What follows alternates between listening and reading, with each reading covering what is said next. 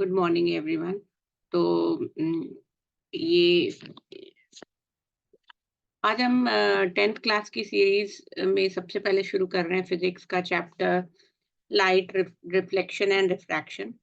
तो इस चैनल पर आपको सब 10th क्लास के और भी 10th और 9th क्लास के सारे चैप्टर्स की डिटेल्ड वीडियो एक्सप्लेनेशन दी जाएगी और एनसीईआरटी का एक्सप्लेनेशन लाइन बाय लाइन होगा।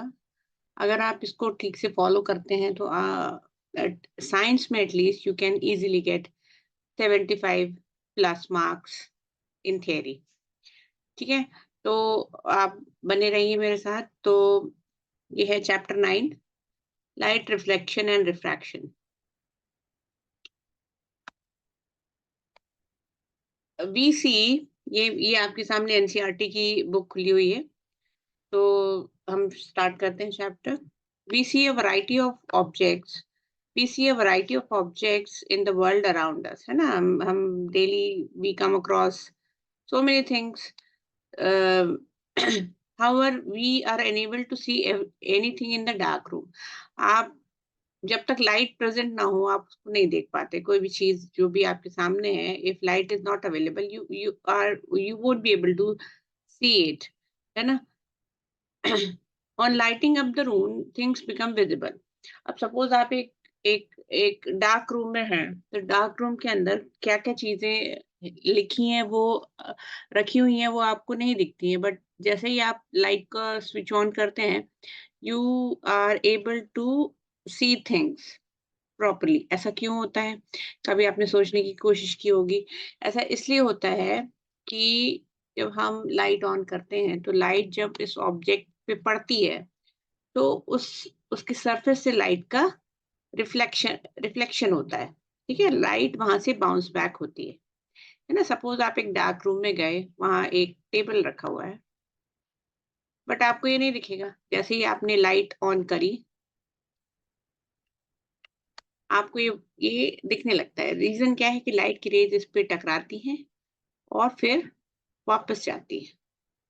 इस फिनोमेना को हम क्या बोलते हैं? रिफ्लेक्शन। ये आपने छोटी क्लासेस में कई बार पढ़ा होगा, तो इसमें नया कुछ नहीं था। बट हमने जो डिसाइड किया कि हम लाइन बाय लाइन एक्सप्लेन करेंगे, तो हम लाइन बाय लाइन एक्सप्लेन करेंगे हर एक लाइन एनसीईआरटी में जो भी लिखी हुई है, ताकि आपको चैप्टर की अच्छे से समझ हो। ठीक है, अब है on lighting up the room, on lighting up the room, things become visible. What makes the things visible? During the day, the sunlight help us to see the object. Light कहीं से भी आ रही हो आप ऑब्जेक्ट्स को देख पाएंगे, भले ही वो नेचुरल लाइट हो या आर्टिफिशियल लाइट हो। An object reflects light that falls on it. जैसा कि मैंने अभी बताया कि डार्क रूम में आप नहीं देख पा रहे थे, लेकिन जब आपने लाइट ऑन की तो आपको दिखने लगी चीजें। क्यों? क्योंकि जो भी ऑब्जेक्ट था उसने लाइट को रिफ्लेक्ट किया। This reflected light, when received by our eyes, enables us to see things. We are able to see through the trans. We are able to see through a transparent medium as light is transmitted through it. There are number of common wonderful phenomena associated with the light, associated with light, such as image formation by mirror, the twinkling of stars, the beautiful colors of the rainbow, bending of the light by a medium and so on, है ना? तो ये सारी जो phenomena है, अभी मैं बताऊंगी आपको। ये फिनोमेना जो हमने पढ़े, like image formation in the mirror, this will be detailed in this video only. The twinkling of stars and beautiful colors of the rainbow, ये हम जब इस सीरीज के अगले चैप्टर जब हम कवर करेंगे उसमें आपको एक्सप्लेन किया जाएगा। एंड दिस ऑल्सो बेंडिंग, जिसको कि हम रिफ्रैक्शन बोलते हैं। The study of properties of hell to help to explore them. ठीक है, तो ये सारी चीजें हम वन बाय वन डिस्कस करेंगे। तो आप बने रहिए मेरे साथ। ठीक है, आगे बढ़ते हैं। अम, आगे बढ़ते हैं और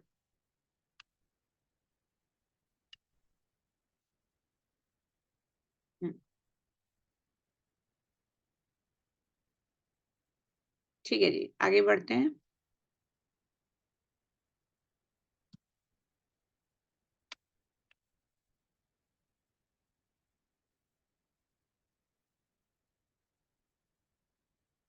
By observing the common travel, by observing the common optical phenomena, by observing the common optical phenomena around us, we may conclude that light seems to travel in straight line. ये स्ट्रेट लाइन में travel करती है, ऐसा इसका experiment आपने पढ़ा होगा छोटी क्लासेस में, आई थिंक एट्थ क्लास में है, कि आपने एक कैंडल लिट करी और उसको आपने पाइप के थ्रू देखने की कोशिश की, तो यू यू ये जैसे आपने एक कैंडल लिट करी, है ना? और सपोज आपने एक कैंडल लिट करी, है ना? और ये है उस कैंडल की फ्लेम, और ये है सपोज उसकी फ्लेम, है ना? तो आप जब इसको एक एक एक एक सीधी एक एक स्ट्रेट लाइन में देखते हो तो आपको दूसरे एंड से वो लाइट दिखती है। बट अगर आपने यही इसी पाइप को थोड़ा भी बेंड कर दिया, तो फिर आप you won't be able to see the flame of light. समझ में आ रहा है? ठीक है? अब जैसे मैंने इस लाइट को बेंड कर दिया, इस जो पाइप है इसको मैंने थोड़ा-सा बेंड कर दिया। सपोज़ मैंने इसको, ये यहाँ पर कैंडल की फ्लेम है और मैंने इसको थोड़ा-सा बेंड कर दिया। हुँ? ये है, यहाँ से फ्लेम तो दिखी आपको, बट ये बेंड हो रही है ना? ये जो पाइप जिसके थ्रू आप देखने की कोशिश कर रहे हैं, वो यहाँ पर बेंड हो रही है, ठीक है? वो यहाँ पर बेंड हो रही है, तो फिर आप इस लाइट को नहीं देख पाओगे दूसरे एंड से, ठीक है?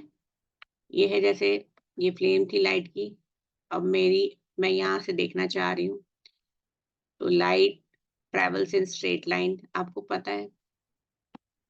तो आपको दूसरे एंड से लाइट नहीं दिखेगी, क्योंकि जो आपने देखने के लिए जो ऑब्जेक्ट चुना है, that is not straight in nature. Light travels in straight line, लेकिन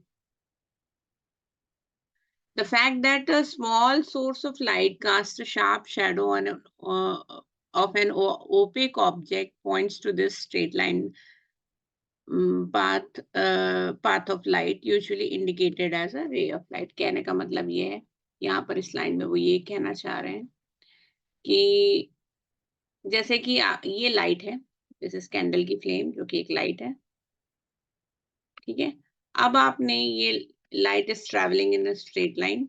अब जब आपने इसके सामने एक शार्प ओपेक ऑब्जेक्ट रख दिया। ओपेक ऑब्जेक्ट का क्या मतलब है कि उसके उससे कुछ भी सी थ्रू नहीं हो सकता। Light can not pass through this opaque object. तो ये यहीं पर इसकी एक शैडो कास्ट करेगी, ठीक है? This is how shadow are being cast. तो लाइट ये प्रूव करता है कि लाइट स्ट्रेट लाइन में ट्रैवल करती है। उसके पाथवे में अगर आप एक ओपेक ऑब्जेक्ट रख दें तो लाइट तो आपको उस ऑब्जेक्ट की शैडो मिलती है। This proves the phenomena of light being travel in a straight line. तो इसमें एक्चुअली लाइट स्ट्रेट लाइन में ट्रैवल करती है। इस पे बहुत सारी कॉन्ट्रडिक्टरी थियरीज भी हैं जो कि आप अभी नहीं, 10th क्लास के स्कोप के बाहर है वो। बहुत सारे फिनोमेना है जो कि हम इस पे इसके थ्रू इस थियरी की light is travelling in a straight line के थ्रू एक्सप्लेन नहीं कर सकते। उसके लिए लाइट की डिफरेंट डिफरेंट थ्योरीज आई हैं जो कि आप अगली क्लास 10th क्लास में पढ़ेंगे, ठीक है? ओके, आगे बढ़ते हैं।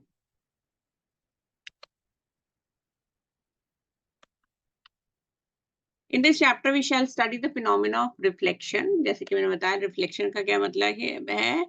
रिफ्लेक्शन का मतलब है कि लाइट एक ऑब्जेक्ट से टकराती है और वहां से बाउंस बैक होती है। This is called reflection. आप इस चैप्टर में पढ़ेंगे reflection of light, refraction of light, refraction का क्या मतलब है? ये भी आपने पहले पढ़ा होगा कि लाइट अगर एक मीडियम से दूसरी मीडियम में पास करती है, सपोज़ ये एयर है और इसके थ्रू ये ग्लास स्लैब में जा रही है, तो ये अपनी पाथवे से बेंड हो जाती है, अपनी ओरिजिनल पाथवे से ये अपना ओरिजिनल पाथवे चेंज करती है ना, जैसे कि आप ओरिजिनल पाथवे क्या होना चाहिए था, इसको सीधे आना चाहिए था, लेकिन ये सीधे नहीं आ रही, वो बेंड हो रही है और फिर अगेन मीडियम चेंज हो रहा है, ये ग्लास स्लैब से बाहर जा रही है, तो फिर इसने अपना ओरिजिनल पाथ वे नहीं लिया, अपने पाथ से ये बेंड हो गई। इसको हम क्या बोलते हैं? Refraction of light. तो इस पूरे चैप्टर में आप पढ़ेंगे reflection of light, refraction of light, ठीक है? तो क्या होता है reflection of light? A highly polished surface. तो लाइट को आपको एक सरफेस से बाउंस बैक कराने के लिए आपने देखा होगा अपने घर में भी, अगर एक एक एक ग्लास है, सिंपल ग्लास है, अगर इसके पीछे हमने पॉलिश नहीं करी है, तो लाइट यहाँ से पास पास हो जाएगी सीधा, है ना? बीच में क्योंकि लाइट पास हो सकती है। अच्छा, अब है लेकिन अगर मैंने इसी ग्लास को पीछे से पॉलिश कर दिया, कभी भी देखना आपके घर में जो भी मिरर है, वो पीछे से हमेशा पॉलिश होगा। मतलब अब क्या है? Light can not pass through it. अब अगर इसके ऊपर लाइट का सोर्स पड़ेगा, तो लाइट यहाँ से रिफ्लेक्ट हो जाएगी, ठीक है? यहाँ से जाएगी और ये वापस आ जाएगी, ठीक है? ये आपने पहले भी पढ़ा है, 7th-8th क्लास में पढ़ा होगा, लाइट का अच्छा खासा चैप्टर है। उसमें अगर आपने डिटेल समझने की कोशिश की है, तो वहाँ पर ये सब एक्सप्लेनेशन अवेलेबल है। मैं जस्ट टू रिकॉल आपको डिटेल समझाने की कोशिश कर रही हूँ, है ना? तो ये ओके, तो ये है लाइट का रिफ्लेक्शन। अब ये आपने लाइट के रिफ्लेक्शन के लॉज़ भी पढ़े होंगे कि angle of incidence equal to angle of reflection. तो एंगल ऑफ इंसिडेंस क्या है कि आप सपोज़ ये है आपका प्लेन मिरर का सरफेस, ये लाइट जो इस पे हिट कर रही है, ये आपकी है इंसिडेंट रे, है ना?